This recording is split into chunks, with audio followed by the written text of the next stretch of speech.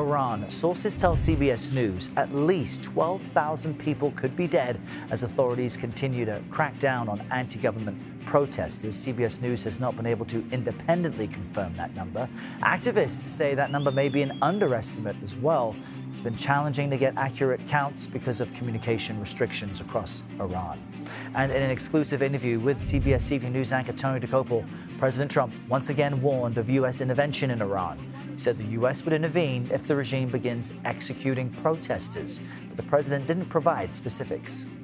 We don't want to see what's happening in Iran happen. And, you know, if they want to have protests, that's one thing. When they start killing thousands of people, and now you're telling me about hanging, we'll see how that works out for them. It's not going to work out good. CBS News Chief White House correspondent Nancy Cordes joins us with more on this. Nancy, good morning. If we listen to the president's comments there appears to be an interest in taking action. And I wonder if it may look similar to what the U.S. did in Venezuela in taking out its leader, Nicolas Maduro, or if many other options might be on the table. It sounds like there are many options on the table, Errol. The president has been saying, and he said again in that interview with Tony, that he's going to take strong action if Iran continues to kill protesters. We now know that the number of protesters killed could have stretched into the tens of thousands. The president, though, in that interview said he's not sure what the number is. He has gotten mixed signals about exactly how high the death toll is. It's obviously very difficult to get exact figures from inside Iran right now. But we do know that his national security team here at the White House met yesterday, that they are providing the president with a variety of military options. And the president, in his interview with Tony, said that help is on the way, economic help, but then he also said we're not going to be helping the Iranians very much. So it does seem that the president himself is still trying to work through exactly what he wants to do in this situation. And Nancy, based on CBS News polling, our viewers across the country tell us the most important issue to them is affordability, the inflation, the economy. Tony asked President Trump about ongoing economic concerns from everyone. What did the president have to say about this?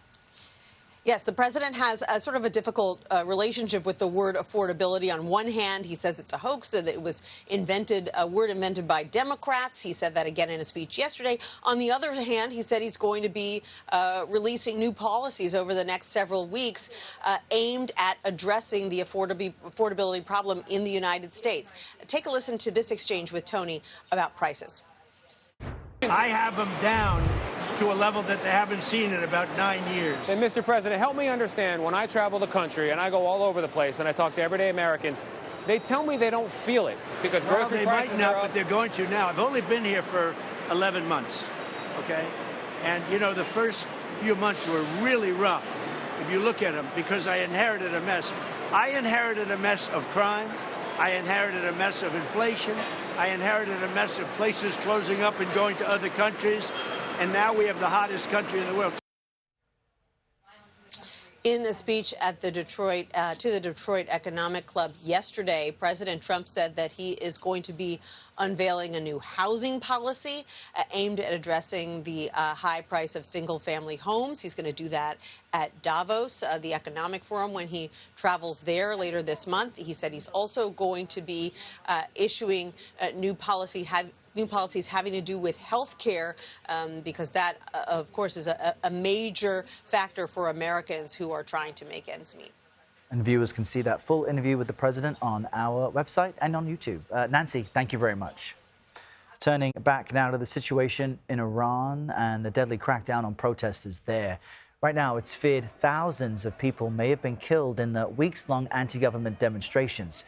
Two sources, one inside Iran, tell CBS News the number could be as high as at least 12,000.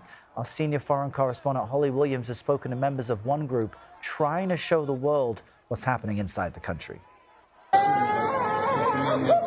More videos emerged yesterday appearing to show the carnage of the regime's crackdown in Iran.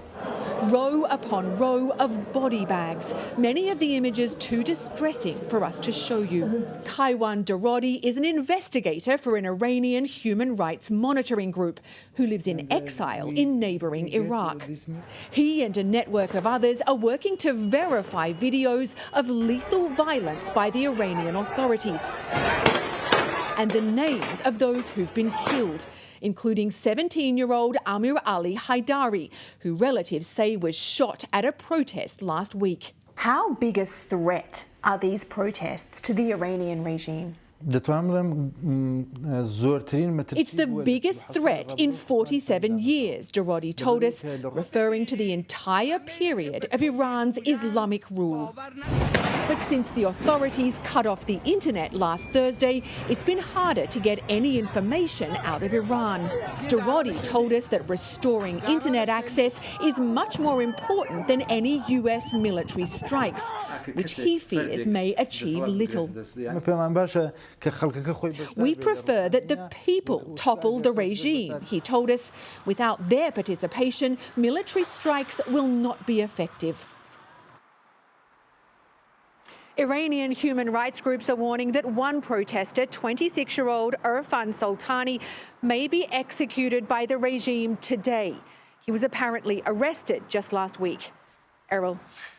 And Holly, speaking on the CBS Evening News last night, President Trump threatened to take very strong action if this indeed happened, if Iran started hanging protesters. But what action could the U.S. even take that really helps demonstrators in the long term? Well, Errol, US officials have told CBS News that President Trump has been presented with an array of different options for taking action, not just potentially military strikes against the Iranian regime, but also cyber operations or even psychological campaigns. I guess the question is really, what is the objective of President Trump and the US government? So, for instance, if the US carried out strikes, would that just be a kind of symbolic statement, a physical act of condemnation of how Iran has treated its own people? Or if the US government does take action, is the US actually trying to weaken the Iranian regime by targeting its leaders or its security forces, potentially even helping the protesters to topple the regime? Or perhaps is President Trump's objective to drive Iran back to the negotiating table on the nuclear issue? The bottom line, I think, is that we do not have a clear sense of President Trump's red line for taking action, and we do not know what the US government's objectives would be if it does decide to act. What I can tell you is this, that members of the Iranian opposition who live in exile here in Iraq have told us they are very clear about what they want. They want an end to the Iranian Islamic Republic and a new democratic Iran. So many different ways this could go. Holly Williams giving us insight into all of those options. Holly, thank you.